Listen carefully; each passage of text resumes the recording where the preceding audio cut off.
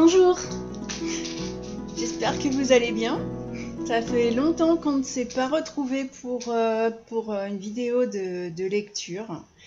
Et aujourd'hui, je vais vous parler d'une pépite livresque.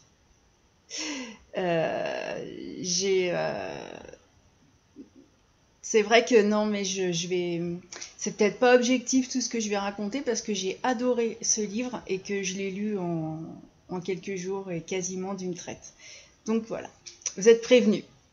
Il s'agit de La Vierge jurée.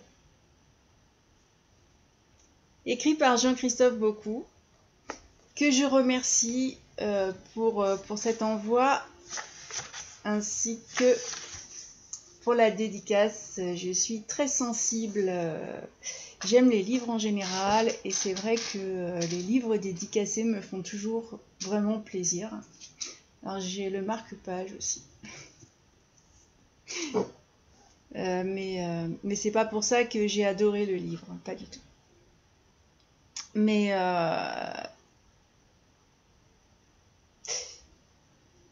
en fait, là j'ai découvert un nouvel auteur, je ne connaissais pas du tout. Et c'est vrai que j'ai été embarquée assez rapidement.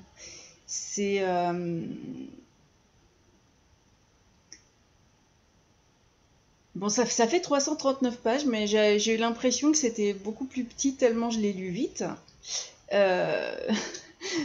L'auteur... ce livre a gagné le prix du suspense psychologique 2021. Alors je ne connais pas les critères de ce prix, mais en tout cas, oui, ce livre méritait un prix. Tellement il est fabuleusement bien écrit et bien mené. L'auteur est compositeur et interprète aussi, et c'est son premier roman. Ouais. C'est un thriller, mais je vous promets que c'est le premier thriller que je lis dans ce style, dans ce style-là, parce que ça se passe déjà dans le nord de l'Albanie. C'est pas forcément un pays que je connais. Là, j'avoue. On va rencontrer deux fillettes, Eva et Irina, des jumelles, qui marchent, alors d'un pas relativement hésitant quand même, dans un village qui dort encore. La maman de ces deux petites filles est morte. Et en fait, Irina réclame la vengeance. Alors, on ne sait pas au départ de quoi elle est morte, pourquoi elle est morte, mais visiblement, c'est à cause de quelqu'un. Et donc, elles sont trop jeunes pour ce qu'elles veulent faire, enfin, surtout Irina, qui veut tuer cet homme qu'elle considère comme responsable de la mort de sa mère. Et cet homme, Zoltan Berbek, il s'appelle, elle va réussir à le blesser, mais elle ne va pas le tuer. On s'en va ensuite dans des montagnes, toujours en Albanie, où on va faire la connaissance de Dragomir et de Skander. Alors, eux travaillent pour le Comité national de réconciliation. L'Albanie, c'est spécial, j'ai appris énormément de choses d'ailleurs avec ce livre. Donc, le Comité national de réconciliation, il protège des enfants et en fait, la vengeance fait que bien souvent, au bout d'un moment, il ne reste plus que les enfants. Et là, en fait, ils vont aller essayer de... Enfin, ils vont défendre ce petit garçon parce qu'il a que 8 ans. Et c'est le dernier enfant garçon de sa famille. Voilà. Il y a une loi là-bas qu'on appelle la loi du Canoun qui oblige ses enfants à rester dans un couvent comme emmurés. Parce que s'ils sortent, alors ceux qui réclament vengeance ont le droit de réclamer ce qu'on appelle la vengeance, quoi. C'est assez spécial. Je ne connaissais pas du tout cette culture et j'avoue que ça m'a relativement impressionnée. On va aller ensuite en Roumanie en 1988. Il y a une cinquantaine d'enfants entassés. Là, ils ont pas de nom, ils sont appelés par un numéro.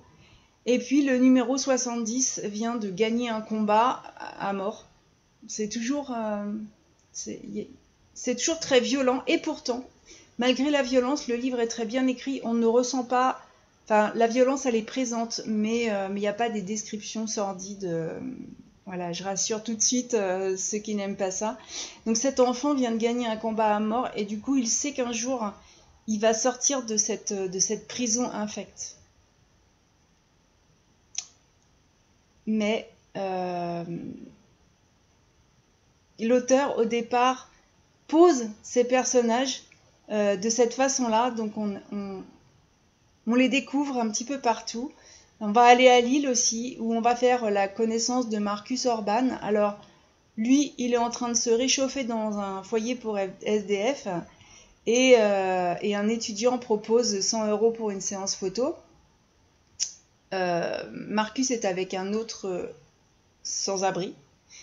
Et puis, finalement, on les emmène dans un lieu où le sans-abri est dépecé, on va dire ça comme ça, parce qu'en fait, finalement, c'est un piège. Il tourne des snuff movies, et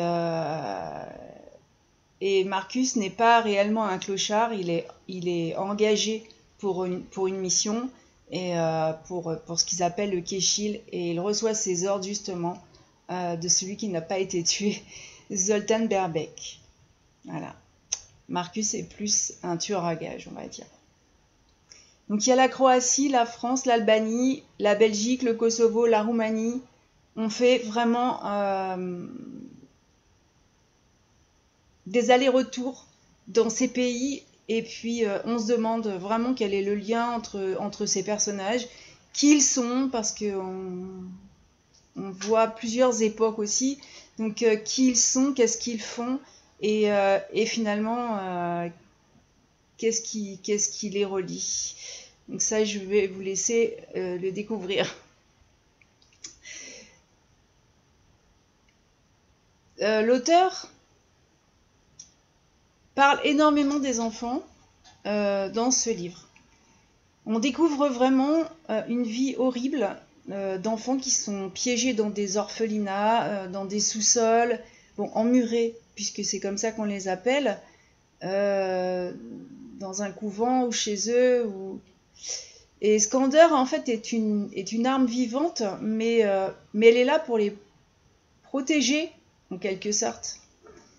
Par contre, elle s'attend pas du tout à ce qui va arriver dans sa vie.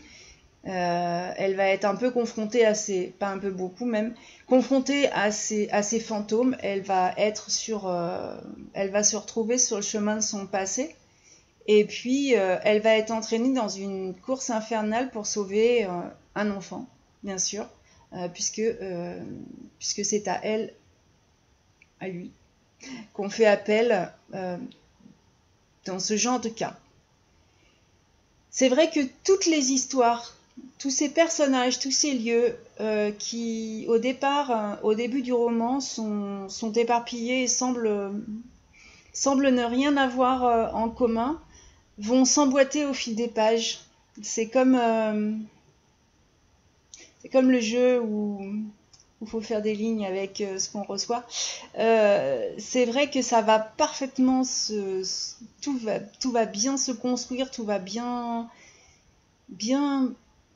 s'imbriquer, et c'est très surprenant la manière dont l'auteur l'amène est assez fabuleuse, je trouve. La plume est particulièrement addictive. Je suis entrée dans ce roman et j'ai pas pu le lâcher. Moi, il est quand même consistant, hein. C'est pas écrit forcément très gros, et j'étais dedans, j'étais au rythme de la violence, au rythme de la vengeance, en me demandant s'il y avait un espoir. Il y a beaucoup d'émotions qui sont provoquées par cette plume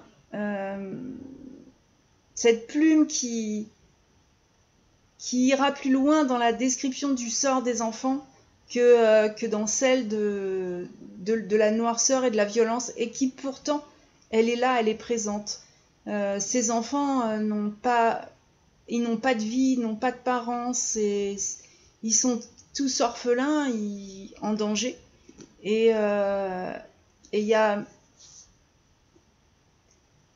Je pense que l'auteur a peut-être cherché une prise de conscience chez nous, les Occidentaux, parce que, franchement,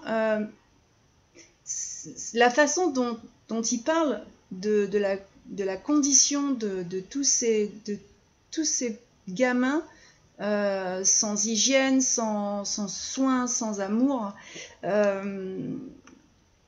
c'est vrai qu'on se demande s'il y a une lueur d'espoir quand même dans leurs yeux.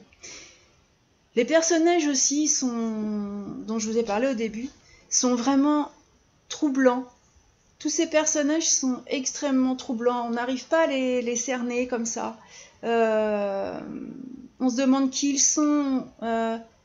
C'est vrai qu'ils ont tous pris les armes de la violence et de la loi de ce pays, mais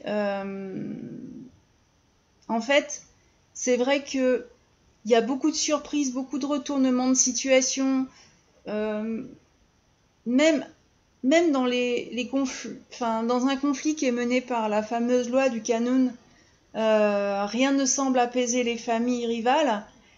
Ils sont pris dans les tirs, les poursuites, mais en fin de compte, on voit quand même quelque part une étincelle, celle d'une possible rédemption en fait. Mais par contre, sans qu'ils puissent faire confiance à personne, les amis deviennent les ennemis pour une question d'argent ou de pouvoir ou de place ou d'un confort. C'est vraiment... on sent l'ambiance, cette ambiance qui est lourde, cette ambiance d'un lieu où il n'y a pas de loi, à part une loi anarchique, mafieuse. Quoique non, en fait, c'est surtout une loi c'est surtout un code médiéval, mais c'est vrai même le lecteur ne fait confiance à personne. On s'attend toujours à ce qu'un personnage, même si on a trouvé on lui trouve quelque chose de bon, et puis au final, non. Mais l'inverse est vrai aussi. C'est des personnages qui sont autant attachants que détestables. Et la frontière entre le bien et le mal est pas vraiment bien établie. Elle est poreuse. Elle est très variable. Parce qu'on découvre que parfois, la seule solution, c'est vraiment de tuer. Et tuer dans des conditions... vous allez me dire, tuer, c'est jamais bien. Mais on peut tuer sans souffrir et faire souffrir. Ouais. Alors, pourtant, c'est pas un roman qui est noir. Parce qu'il y a toujours cette volonté de sauver quelqu'un, de rétablir l'ordre, même si cette situation nous semble, à nous, complètement loin de nos valeurs, loin de tout. Franchement, moi j'ai trouvé que c'était une belle découverte. Bon, je pense que vous avez compris que j'étais embarquée dans cette aventure que j'ai lue en quelques jours.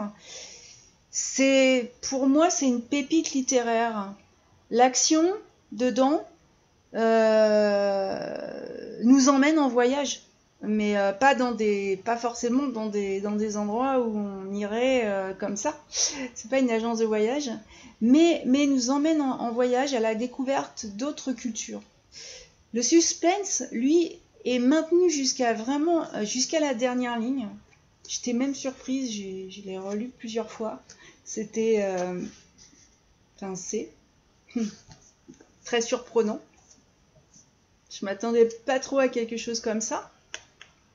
Parce que je me demandais justement comment toute cette haine, comment toute cette violence, comment cette traque, parce qu'il y a une traque ils essayent de protéger un enfant, mais ils sont traqués. Et c'est pas aussi simple que le mettre dans un bus et de l'amener dans un pays où on pourra plus le prendre en charge. Non, pas du tout. Cet enfant, il est obligé de suivre le mouvement. Et d'ailleurs, même lui, dans son jeune âge, il va prendre conscience aussi de beaucoup de choses. Et ça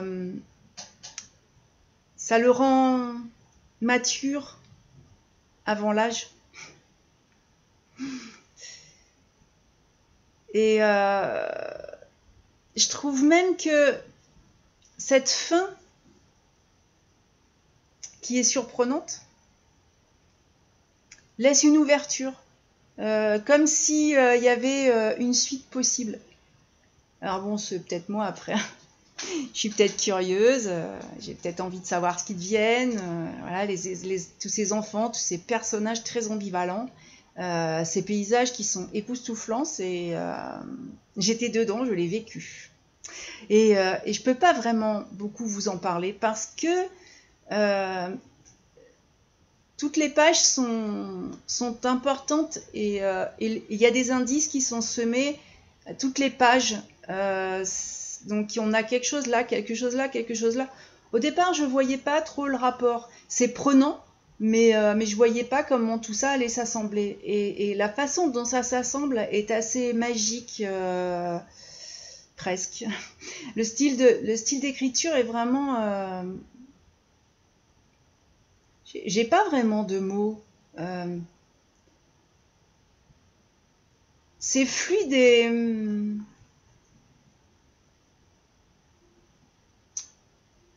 Et il y a une façon de maintenir le rythme, l'ambiance, l'angoisse parfois. On se sent aussi, en tant que lecteur, on se sent traqué, on se sent... on veut aussi sauver ce petit garçon pour ce qu'il est, pour qui il est. Allez, je vais... Et l'intérêt aussi extraordinaire de la Vierge jurée, c'est que moi, personnellement, j'ai trouvé que c'était lecture et culture. Parce que quand un frère, un père, un oncle, un cousin a tué, alors ça peut être pour solder une vieille dispute, un conflit d'argent, tout ça, de propriété, n'importe quoi, des querelles de beuverie, en fait, par leurs gestes, le meurtrier, il condamne toute leur famille. Parce que ils vont être obligés de s'enfermer entre les quatre murs de leur maison. C'est la seule chose qui peut les protéger de la vengeance de la famille adverse. C'est très, très particulier quand même. Et c'est comme ça que fonctionne dans ce pays la loi du Qanun. C'est un code coutumier des montagnes, hein, dans le nord de l'Albanie. Donc en fait, quand un homme est abattu, ses parents doivent reprendre ils reprennent le sang. Donc le sang versé là va reprendre dans la famille de l'assassin, et en fait, il va tuer un frère, un cousin, un neveu. Alors normalement, la vengeance ne peut frapper que les hommes âgés d'au moins 14 ans. Mais et les hommes, hein, pas les filles, mais j'ai l'impression qu'aucun code n'est réellement respecté. Et puis bon, c'est un peu sans fin parce que on tue, on retue, on va retuer. Et cette reprise de sang, elle peut être, moi, elle me semble pouvoir être éternelle. D'ailleurs, là, dans ce livre, il y a beaucoup d'enfants, des petits garçons qui restent les derniers de leur famille et qui sont très jeunes. Alors, il y a effectivement un pacificateur qui essaie de retisser les liens entre familles rivales, mais encore faut-il que ces familles elles acceptent de pardonner, donc les négociations peuvent durer des années. Et c'est un pays en fait où les familles n'accordent aucune confiance à la justice. Voilà. L'arrestation d'un meurtrier n'efface pas la soif de vengeance. Et d'ailleurs, je vais vous livrer quelque chose qui est de faible importance, mais c'est vrai qu'on envoie un tueur à gages rechercher quelqu'un qui a été arrêté. Parce qu'en fait, comme il est arrêté et emprisonné, étant donné qu'il est emmuré, il ne peut pas faire l'objet de la reprise du sang. Donc de l'autre côté, c'est toute sa famille qui est en danger. Et du coup, pour arrêter ça, le pacificateur va le livrer à la famille de l'autre. Voilà. C'est vraiment... on peut trouver ça horrible, mais effectivement, si c'est la seule façon de sauver les enfants... Alors, j'ai trouvé une phrase assez spéciale, c'est le Qanun, il avait pour but de réguler la violence quand l'État n'existait pas. Donc c'est un prêtre qui explique ça, de l'évêché catholique. Et en fait, pour lui, le drame de l'Albanie, c'est que faute d'une justice efficace, les familles continuent à se retourner vers le Qanun. Je vous invite d'ailleurs à lire ce livre et à ensuite aller regarder un peu ce qui se passe dans les pays traversés. Bon, il y a particulièrement l'Albanie, mais pas que. Et vous comprendrez pourquoi les familles parfois sont obligées de quitter leur pays. Parce je crois qu'il y a un moment où ça devient plus possible. Pour moi, il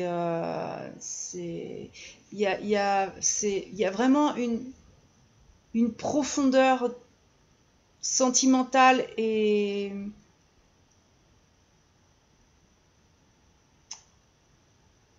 de faits et de culture dans ce roman. Donc c'est un roman, c'est vrai, c'est un thriller. Les personnages, vous allez voir aussi qu'ils ont des coutumes qui vont permettre à des femmes de prendre quand même les armes, surtout si elles restent en plus les dernières de leur famille. C'est vraiment... Alors, j'ai appris énormément de choses. Franchement, je n'avais aucune idée de... Après, vous allez me dire que j'ai pas la télé, que j'ai pas... Donc, si ça se trouve, ils en parlent tous les jours aux infos et moi, je suis pas au courant. Mais je remercie vraiment l'auteur. Pour moi, ce livre est vraiment une pépite dans le sens où ça lie autant le roman, autant le thriller, autant les sentiments, la condition de l'enfant, la condition des femmes aussi, hein, qui est quand même elle est exprimée. Et puis tout ce qu'il y a de possible dans ces pays où finalement plus personne n'a confiance en la justice. Et je pense qu'on doit quelque part en tirer au moins une leçon, parce que ce qui se passe ailleurs peut très bien arriver chez nous demain. Voilà. On voit déjà des vengeances quand... C'est vrai qu'il y a des procès en France où le coupable est acquitté et où il y a déjà une reprise de sang sur le palais de justice, sur les marches du palais de justice à la sortie. Et à partir du moment où effectivement le système judiciaire devient trop compliqué, on peut se retourner sur beaucoup de choses. Donc vraiment, je recommande ce livre à 2000%. C'est une très belle découverte. C'est un auteur qui mérite vraiment d'être lu et même relu, parce que c'est vrai que j'ai repris pas mal de passages. Et puis, on en reparle. Je rédigerai un petit quelque chose sur le blog. J'en ai beaucoup dit là en fait. Je me suis un peu lâchée et c'est pas une bonne idée, parce que quand je me lâche comme ça et que j'en parle, je peux spoiler et ce serait vraiment dommage. Donc je me tais. Je vous montre La Vierge jurée de Jean-Christophe Beaucou. Je vous mettrai le lien des réseaux de l'auteur, où vous pourrez découvrir des petites choses aussi qui sont intéressantes. Voilà. Sans compter qu'il est particulièrement charmant et ça c'est agréable. Voilà. Eh bien, je vous souhaite à tous un très bon week-end et puis je vous dis à la prochaine pour une chronique. Ciao!